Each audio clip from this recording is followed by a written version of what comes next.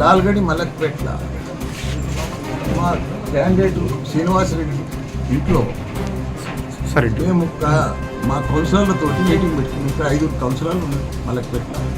వాళ్ళతో 1 by 1 మాట్లాడుకున్నాం. కౌన్సిలర్లో meeting పెట్టుకున్నామని నేను మా మల్కాజ్గిరి ఇన్ఛార్జ్ కేటీఆర్ గారి ఇన్ఛార్జ్ ఇద్దరం వచ్చి కూర్చొని మా మీటింగ్ పెట్టుకుంటే దానికి పెద్ద ఎత్తున నేను నా కారు వచ్చేది చూసి, నేను ఇంట్లోకి వచ్చేది చూసి, నా కారును చూసి ప్రచారం బండి పంపించి పెద్ద ఎత్తున సౌండ్ పెట్టి ½ an hour ఫుల్ సౌండ్ పెట్టి నడిపిస్తుంది.